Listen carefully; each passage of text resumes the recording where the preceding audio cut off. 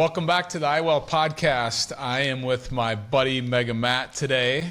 And Matt, you just kind of teed up a question. I'm like, let's turn the cameras on. Let's talk about this. Let's just flush this out and see what happens. So go ahead. Yeah, so the question is, if you're connected to a handful of people through your church group or through your bowling league or whatever it is, and one of them happens to be a financial advisor, what weight do you give that? Because obviously they're going to want you as a client, right? Mm-hmm. Do you give that extra weight? Like, oh, they've been in my world for a little bit, I should just hire them because I know them, right? Yeah. Or is there more to the story than that? It's interesting because obviously I am that financial advisor. I have been in those groups. I go out of my way to not try to say, hey, come see me. Can I talk to you about your financial plan? I think the answer is it depends, and here's why. If you've known this financial advisor for the last 6 months in your bowling league, there are comments, actions, things that financial advisor have done that have either positively affect your opinion of him, using a guy, or negatively. And so if this guy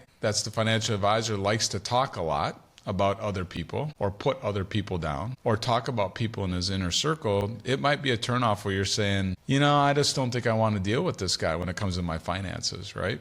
But if the guy lines up with your core values and he's fun and he's not talkative, meaning, spreading rumors and all that other kind of stuff, you might say, yeah, I could see myself doing business. I mean, does that make sense? That's how I think about it. Just because you're connected to him doesn't mean that he gets because people hire people, not because they're the best person, but because they know them.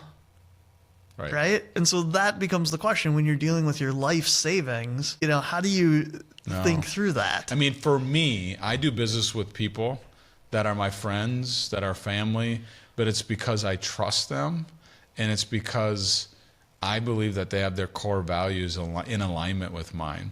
So I think it really depends on what your opinion is. I think take it a step farther. What happens if you've never met that financial advisor, but you have a friend that's recommending that financial advisor? Well, you'd probably go visit with them, but then you'd ask a bunch of questions so that you could learn how you feel in that bowling league situation on how they act, right? So I think it's helpful to know somebody, but it doesn't automatically mean, hey, I'm going to do business with them just because we happen to be in a bowling league together or go to church together. I think it's got to feel right.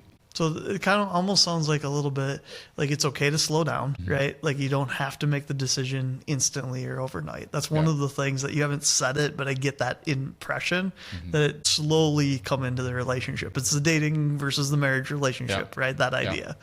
And then as they kind of show their cards, realize that the past history is probably the best predictor of what happens in the future. And that's, again, extracting that, but kind of going out into the future. Am I correct in saying that? Yeah, you are. And one other caveat that real quickly about this is that I've had, I've been doing this for 30 plus years. I've had other advisors say, well, I don't do business with my family. Yeah. And I'm like, why? Well, if the market goes down, I don't want them mad at me. Well, if the market goes down and they're with some Joe Blow off the street, they're going to not be happy about it anyway. Wouldn't they want somebody that cares about them to help take care of their money? So it's interesting people's stereotypes on who they want to work with or don't. Like I've had advisors not wanting to work with their close friends and family.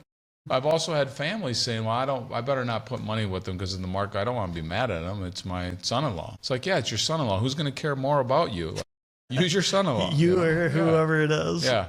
So, interesting to kind of think through those. Exactly. All right. We'll see you back here next time on the iWealth podcast. All right. Thanks, Matt.